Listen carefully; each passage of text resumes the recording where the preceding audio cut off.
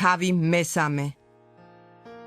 შეახსენე მათ, დაემორჩილონ და მოусმინონ გამგებელ და ხელისუფალთ, მზად იყვნენ ყოველგვარი კეთილი საქმისათვის. არავინ დაძრახონ, იყვნენ მშვიდობის მოყვარენი, შემწყნარენი, იჩენდნენ სიმშვიდეს ყველა ადამიანის მიმართ. ვინაიდან ოდესღაც ჩვენც ვიყავით უმეცარნი, ურჩნი, გზააბნეულნი, სხვადასხვა გულისთქმათა და განცხრომათა მონები, ცხოვრობდით ღვარძლით და შურით, ვიყავით საძულველნი და ერთიმეორის მოძულენი.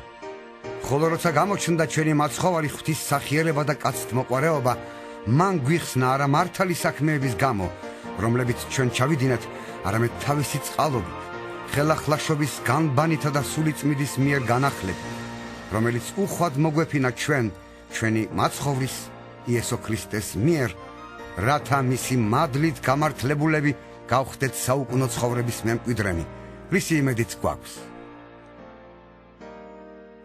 სარწმუნოა სიტყვა.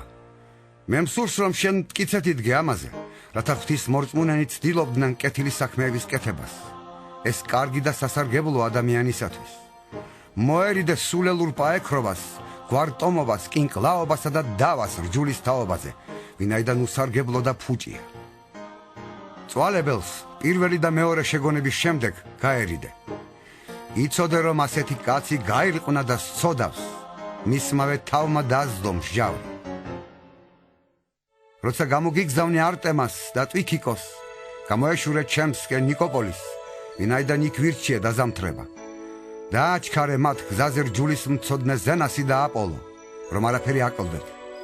ჩვენიანებმაც ისწავლონ კეთილი საქმეების კეთება უკიდურეს გასაჭირში დასახმარებლად, რათა უნაყოფონი არ იყვნენ. ყველა ჩემთან მყოფი მოგიკითხავს შენ, მოგითხრა, ვისაც უყვარვართ რწმენაში. მადლი თქვენთან ყველასთან. ამინ.